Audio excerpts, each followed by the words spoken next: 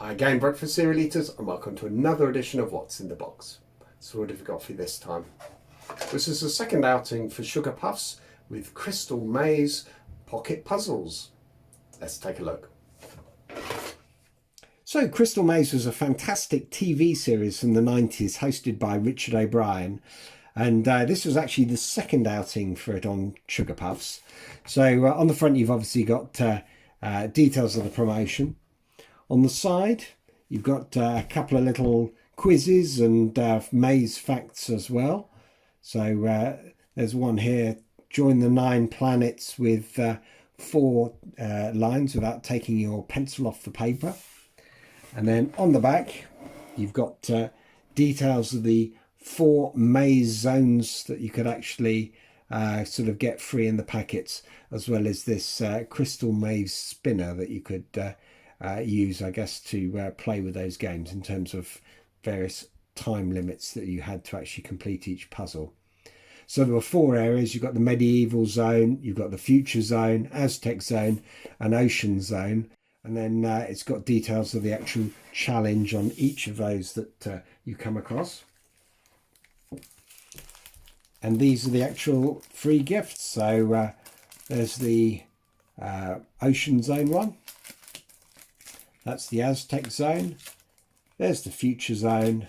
And finally, you've got the medieval zone.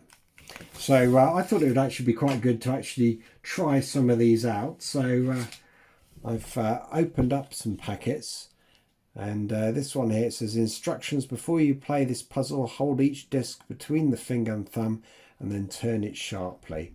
And that's, there you go, that's presumably to break whatever's inside that's keeping them stuck, because I'd imagine that this is just card. There you go, they all spin now. Right, so the objective of this one is you've got to take the colour of the octopus. In this particular one, you've got to work out which arm belongs to which octopus. So this one here has that tentacle, and then you turn the colour to green and hope that actually all his other arms, this one here, that needs to be green as well, which means this one's got a yellow arm. So this one, goodness me, you can see why this is a challenge. You've got to turn this to be yellow.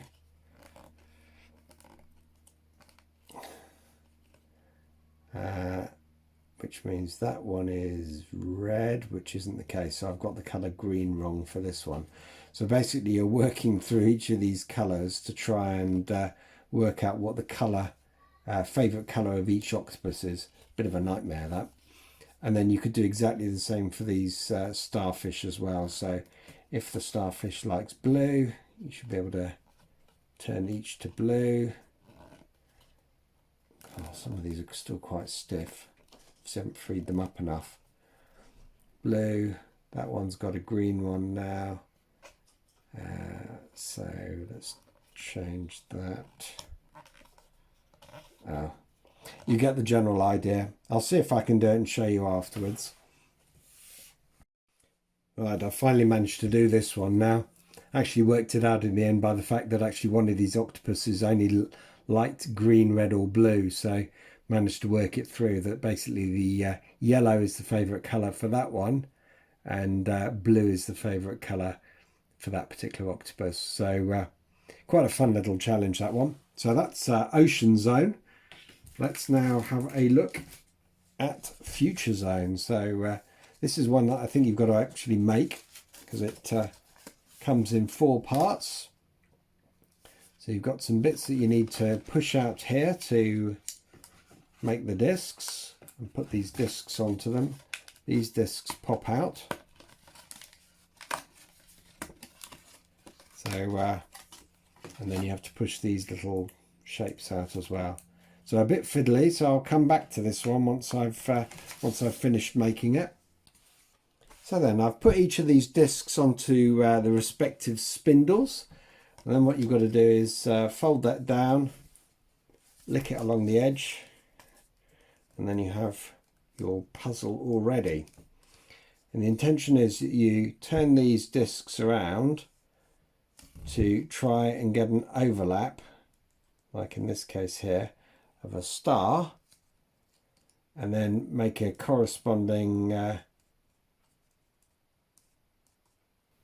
shape with each of them, so that you get a different one of these images on each of the areas. So you can see I'm moving these in turn now. So we've got a star, there we go.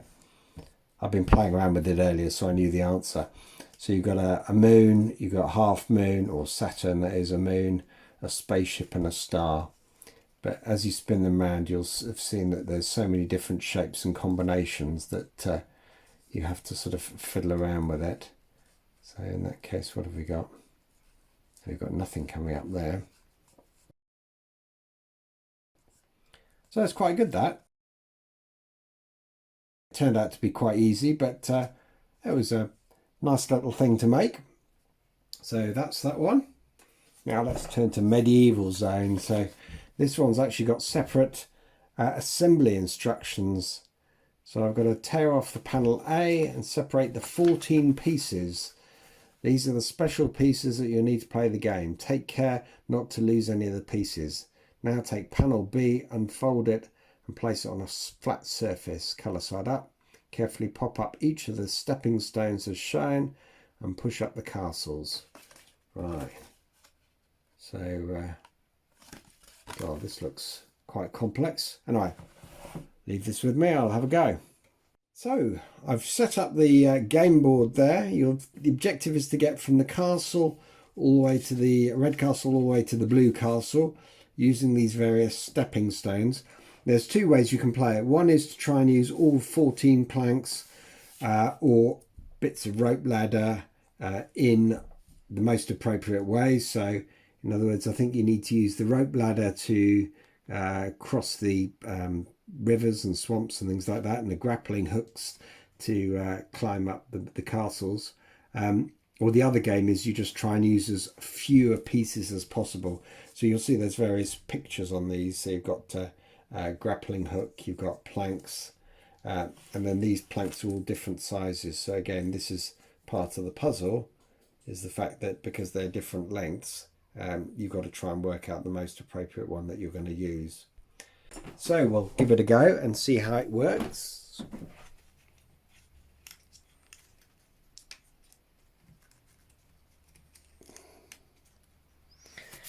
Plank.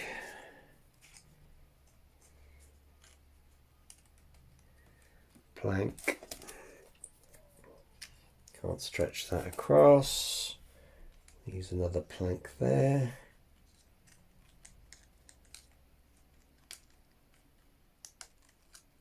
No, and it doesn't fit, does it?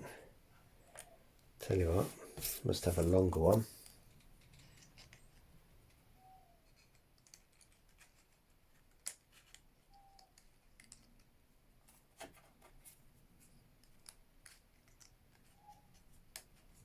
And on there, well, we're getting there. I think we'll try and avoid the honey monster.